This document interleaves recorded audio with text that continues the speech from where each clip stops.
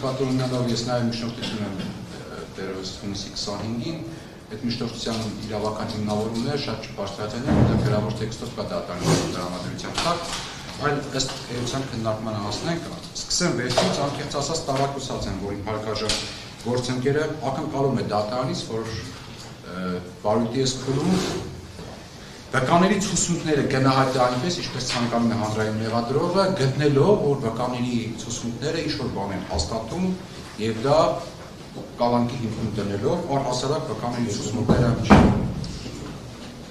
Իմ ասացի մի բացատրել Որ խոսքը ավարտի ձեզ առարկելուն Ես անձնական համերգություն եմ, իմ պնդումը դա չէր։ Հասկանալի է, ավարտի ձեր դիտարկություն ներկայացնեք ժամանակ։ Որ դատարանը կարող է առհասարակ գնահատական իրականացնի վկաների ցուցմունքների հետ կապված, թե այդ ցուցմունքները այդ ձայնագրություններ հաստատում են, թե չեն հաստատում, երբում են, այդ գնահատականներից դատարանի սկզբանը հրաժարվել է, քանի որ շատ բաների հետ մենք էլ համաձայն չենք դատարանի գնահատականների հետ, բայց ըստ էության արդեն դատարանի որոշումները այդ առումով որևէ մեկը բեկանված չեն։ Հետաբար խուսափելու համար դատարանի եզրահանգումների վիճարկումից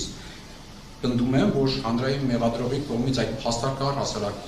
Կոնվենցիայի 5-րդ հոդվածով գնահատման ենթակա որևէ գործոնի մեջ չի տեղավորվում, ավելին նույն հաջողությամբ պատվարժան դատարան ես կարող եմ պնդել, որ նույն հանրային մեղադրողի կողմից ներկայացված ձայնագրությունների հետազոտմանը երբ որ անցնենք, ապա կտեսնենք, որ շատ ձայնագրությունների մեջ լսվողը ես շատ նկատի չունեմ ծավալով, այլ էական նշանակություն ունեցող հանգամանքներով, ուղղակի հակասում են արձանագրության մեջ արկաներից եւ ձայնագրություններում լսվում է այլ բան, որը իմ գնահատման կարող է կողմի գնահատման ֆայլ է, ինքը հոգուտ Վարդան Ղուկասյանի է, բայց չգիտես ինչու, օրինակ օպեր լիազորը այդ ձայնագրության մեջ լսվածների մեջ այրը դա է դարձրել,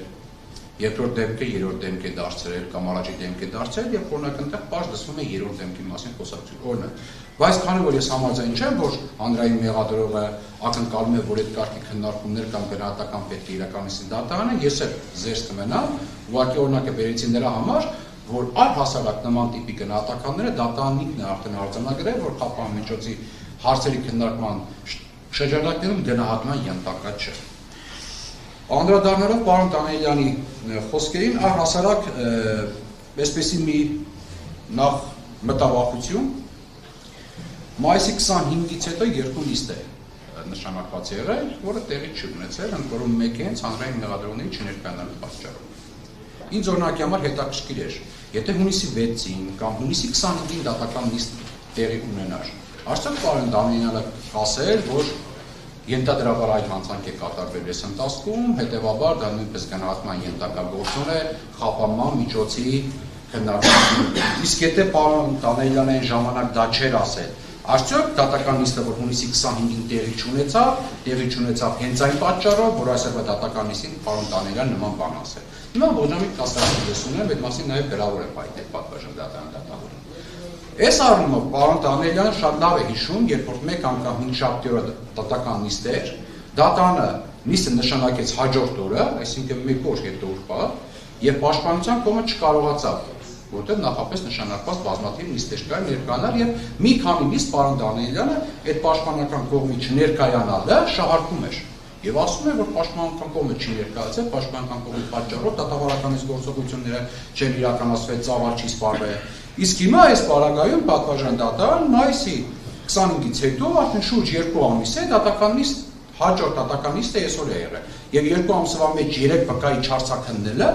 որևէ կերպ կապված չէ պարոն Ղուկասյանի վարկագծի հետ։ Սա մեկ։ Երկրորդը պատվարժան դատարան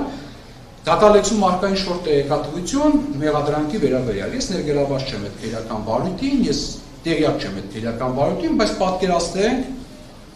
մի իրավիճակ եւ կոնկրետ այդ քերական վարույթով պետք է քննարկեն անձի նկատմամբ խափանման միջոցի հարց։ Առնվազն գոնե առնչակցությունը հիմնավոր կասկածը խափանման միջոցի պայման պետք է քննարկեն նկատմամբ այդ քերական վարույթով, որը հիշատակեց պարոն Դանիելյանը։ Այսինքն հիմա մենք դրում ենք մի հատ առնչություն, մի հատ գիտեդա կատարված հանցան, ասում ենք բերեք այս վարույթով դա դիտենք կալանքի 5, շրջանցելով բոլոր այն երաշխիքները, որոնք առհասարակ կոնվենցիայի 5-րդ հոդվածը տալիս է։ Այդ թվում առաջին առնչակցությունը Այդ մակարդակով գոնես է որևէ տեղեկություն ներկայացվել է դատարանին, որ դատարանը գնահատի, որ քանի որ այն նիստերին, որոնք չեկան հանրային մեղադրողները, այդ նիստերից հետո ինչ որ մեղադրանք է առաջադրվել, այս այդ հանգամանքը գնահատենք, որպես նոր հանցանք կատարելու ռիսկ, առանց այդ հանգամանքի մասին գետնե պատշաճ տեղեկատվություն ունենալու եւ գնահատելու համար, թե առհասարակ դա կարող է նոր հանցանքի ռիսկը գնահատելու համար էակա համարվել, թե չհամարվել։ Հետաբար կարծում եմ, որ այս առումով խնդրահարույց է պատվարժան դատարան, որովհետեւ մենք բոլորովին այլ հանցանքի այլ տեղեկությունների մասին են դեպքի մասին են խոսում, այդ դեպքի վերաբերյալ նվազագույն տեղեկություններ անգամ չունենալու եւ գնահատել գոյություն չունեցող տեղեկությունները իմ կարծիքով խնդրահարույց է։ Անդրադառնամ կոնկրետ իրավիճակին, արդեն կոնկրետ այս վարույթին պատվարժան դատարանը նույնիսկ մեր մոտ տարանկալում կար դատարանի որոշումների հետ կապված, թե արդյոք զուտ թվաբանական ցուցանիշը վկաների գոյության դա են գազ դատարանի քննության կողմից գնահատված քննության խոչընդոտելու ռիսկի հիմքում։ Եվ դատարանը նշեց, մեզ պարզաբանեց, որ այո, դատարանը այս ռիսկի հետ կապված իր գնահատականը կարող է փոփոխվել, եթե լրիվ 16 վկաներներ արձագանքվեն վերջանալու։ Այդ պարզաբանումը մեզ տվել է դատարանը։ Եվ միևնույն ժամանակ դատարանի նախորդ որոշումներում միշտ արձանագրել է, որ նոր հանցանք կատարելու ռիսկ կա, այնպես չէ, որ ինքը բացարձակապես գոյություն չունի, բայց այդ ռիսկը դատարանը գտել է, որ հիմք չէ անձին շարունակական կալանքի տակ պահելու համար, կամ միայն այդ ռիսկով անձին կալանավորելու եւ կալանքի տակ ինքնին հիմք չէ։ Հիմա պատվարժան դատարան մենք հասել ենք մի փուլի, որ առհասարակ վկաների հարցաքննելու միջոցով դատավարական գործողություններ չկան։ Անդրադառնալով հնարավոր լրացումներին վկաներ բերելու, պատվարժան դատարան կարող է վերաքննիչներ բեկանել ուղարկի նոր քննության էլի վկաների անհրաժեշտություն լինի։ Եթե մենք այս աշխարհ տարածական մեկնաբանենք քննությանը խոչընդոտելու ռիսկը, մենք կարող ենք հավերժ մարդուն պահել կալանքի տակ առանց դատավճիռի։ Միշտ կարելի է վերացական ենթադրել, որ կարող է վճռաբեկը մի տարի, երկու տարի հետո այս գործ բեկանի հետ կրկին նոր քննության եւ նոր քննության ժամանակ անհրաժեշտություն ունի կրկին վկաների հարցաքննել։ Այս վայրդրությամբ կա վկաներ, որոնք ենթակա են հարցաքննման։ Իմ կարծիքով դատարանը ամենաթույլատելի կանխատեսական բնույթի հանգամանքը դա պետք է գնահատի։ Այս վայրդրությամբ ունենք, որ վաղը վերջ չունենք։ Կլինի, չի լինի, դա իմ կարծիքով առհասարակ վերաբերելի չէ, դա վերաբերելիություն դրան տան, դա շատ վերացական եւ շատ կընդլայնեք այդ կանխատեսական բնույթի հիմքերի վերաբերյալ գնահատականները, ինչը կոնվենցիա 5-րդ հոդվածի հետ համատեղելի չէ։ Երկրորդ վտանգը սրա հետ կապված պատվարժան դատարան։ Ենթադրենք պաշտպանության կողմը ցանկանում է ինչ-որ մեկ փուլում լրացնել դատաքննությունը եւ վկաներ հրավիրել։ Պաշտպանության կողմը 6-րդ հոդվածով իրեն վերապահված այդ իրավունքից միգուցե եւ հրաժարվի, վախենալով, որ դա կարող է մեկնաբանվել կալանքի։ Ես վստահություն ունեմ, որ դատարանը այդ տրամաբանությամբ չի գնահատի քննությանը խոչընդոտելու ռիսկը, որը դա առհասարակ շատ վերացական կլինի եւ հաջորդը պատվարժան դատարան։ Հիմա մենք ունենք այստեղ դատաքննության ծավալ, որը բացառապես վերաբերում է այնպիսի ապացույցների հետազոտման, որը գտնում է դատարանի տիրապետման ներքո եւ որևէ վարույթի այլ մասնակից մասնակցություն չունի, հասանելիություն չունի այդ տվյալին։ Այսինքն քննությանը խոչընդոտելու ռիսկը իմ կարծիքով ոչ թե նվազեց համեմատ մյուսների, այլ իսկար վերացավ։ Սա այլ կարող է նվազած լինել, այսինքն ապրիլին մարտի դրությամբ, մայիսին մարտի դրությամբ, հաշվի առնելով, որ վկաները հարցաքննվել են։ Բայց այս բայդրությամբ եւ հետազոտման ծավալ արդեն մենք գիտենք ինչ պետք է հետազոտենք եւ դրանք բացառապես դատարանի տրամադրության տակ առկա նյութեր են, քննությանը խոչընդոտելու ռիսկը իսկար վերանում է։ Այս փոփոխությունը այն աշխանի փոփոխություն է, որ ես կարծում եմ, որ խափան միջոցի փոփոխությունը պետք է լինի նույնիսկ այնպիսին, որը ազատության զրկման հետ առհասարակ կապ չունի, որտեղ կրկնում փոփոխությունը գերեական փոփոխություն է։ Եվ մյուս կողմից պատվարժան դատարան մեկ, այո, մշտապես մինչև մայիս մենք միշտ ասել ենք, որ մենք խնդիրներ կամ այսպես այդ առարկություններ չունենք դատարանի պատշաճ ջանասիրության հետ կապված։ Նույն կարծիքին չենք հիմա, որտեղ ամեն դեպքում, եթե հարցը 3 վկայի հարցաքննություններ, այդ 3 վկայի հարցաքննությունից հետո 2 ամիս է անցել եւ նոր մենք այսօր կարողանում ենք դա ինել։ Դա հետևանքն է միայն Վարդան Կասյանը չպետք է կրի պատվարժան դատարան։ Եվ կրկին շեշտում է հանրային մեղադրողների չներկայանալը նույնիսկ 25-ի լիստին։ Եվ դրա հետևանքները մշտապես ստեղծել իրավիճակ, երբ դատավարական առաջընթացը որոշակի առումով դանդաղում է, եւ այդ իրավիճակի համար հետևանքի համար միայն պատասխանատու կարգել Վարդան Կասյանն, ինքը ոչ միայն օրինական չի, ինքը նաեւ ազնիվ չէ։ Այս առումով պատվարժան դատարան վկաների հարցաքննության ավարտը ինքը արդեն ենթադրում է դատարանի կողմից նախկինում արձանագրված ռիսկերի մի մասի առհասարակ նվազում, նկատի ունենք քննությանը խոչընդոտելու ռիսկը։ Իսկ մյուս արձանագրած ռիսկը բավարար չէ անձին կալանքի տակ պահելու համար։ Իմ խոսքը դրան է։ Բացի այդ, պատվարժան դատարան առողջական վիճակ առանց դատարանի տեղեկություններ չէ հրապարակում, բայց ինչի մասին եմ ցանկանում նշել։ Այսօր արդեն ամսի 17-ն է, հուլիսի 17-ն։ Ես հուլիսի 1-ին հարցում եմ կատարել քերակատարական վերջնական կենտրոն, նախ պարզելու համար 16 օր է անցել, թե եւ էլեկտրոնային է ուղարկել են, որ ասեմ 3-4 օր է պոչտապետ։ Եվ նախ առաջին հարցերել եմ, որ այս փորձագետի եզրակացությամբ նախատեսված է, որ որոշակի առումով հետազոտություններ են պետք, որևէ բան արել եք թե չկարել, որևէ պատասխան մինչ օրս չկա, եւ հաջորդը պատվարժան դատարան կա անապահ վիրահատության կարիք,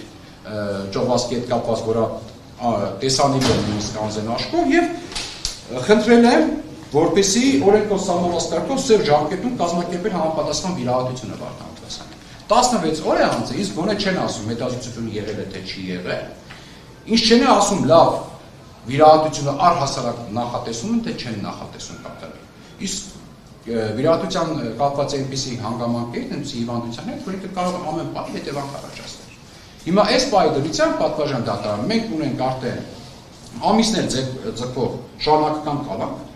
ունենք առողջական վատ վիճակ, կապ չունի, որ դա կառավարության ցանկով նախատեսված հանգամանքներին չի համապատասխանում, ինքը գործոն է, որը պետք է դատարանը գնահատի, որպես գործոն ենք մենք դա ներկայացնում, եւ ունենք մի մտահոգիչ իրավիճակ, որ կա առերևույթ անտարբերություն անձի հիվանդությունների նկատմամբ։ Հիմա եւ ամենակարևորը հասել ենք մի փուլի, որտեղ բկաներ առհասարակ չեն հարցակնել։ 65 տարին լրացած անձ բազմաթիվ տեղեկություններ ներկայացրել են թե եկեղեցաշինության, թե քաղաքաշինության, թե առհասարակ հայրենասիրության, հայրենանավերության հետ կապված բազմաթիվ տեղեկություններ ենք ներկայացրել, որում ամեն մարդու չէ, որ ամենայն հայոց կաթողիկոսը ամենաբարձր եկեղեցական շքանշանն է տալիս։ Այս առումով պատվարժան դատարան վարույթի այս փուլում որևէ հանգամանք, որը կարող է արտարացնել առհասարակ ազատությունից զրկումը Վարդան Ղուկասյանի, ես կարծում եմ, որ չկա գոյություն չունի։ Ես չեմ ուզում դատաքննությունը ծանրացնել եւ կրկնել նաեւ այնի բոլոր մտահոգությունները, որոնք նախորդին նաեւ գրավոր են ներկայացրել, բայց անգամ այդ անվայրացական տրամադրվածությունը քաղաքական առումով, որ կա պարոն Ղուկասյանի նկատմամբ, անգամ այդ բոլոր ճնշումները այսօրվա իրավիճակը այն կարգի է փոխված դատավարական եւ օրենքի իմաստով, որ անգամ այդ ճնշումների պայմաններում չպետք է օրենքի անտեսման որոշում կայացվի Վարդան Ղուկասյանի կալանքը շարունակելու, որովհետև կրկնում եմ դատարանի կողմից արձանագրված ամենակարևոր հիմքը իսպառ վերացվել։ Այս առումով պատվարժան դատարան այլ ընտրանքներ։ Օրինակ եմը եթե դատարանը որոշակի ռիսկեր է տեսնում, բնականոն քննության բնականոն ընթացքը ապահովելու, որ ապա դրա համար կա գրավ։ Մենք առաջարկում ենք 10-ից 15 միլիոն դրամ չափով գրավ, որպես այլընտրանք։ Եթե դատարանը գրավի հետ միաժամանակ տեսնում է ավելի խիստ սահմանափակման հիմք, ապա կա վարչական հսկողություն, ընդ որում պատվարժան դատարան վարչական հսկողություն ունի սահմանափակումներ, այդ թվում նաև այնպիսի սահմանափակումներ, որոնք որոշակի ժամանակահատվածով անձի կարգավիճակը հավասարեցնում են ազատությունից զրկման կարգավիճակին։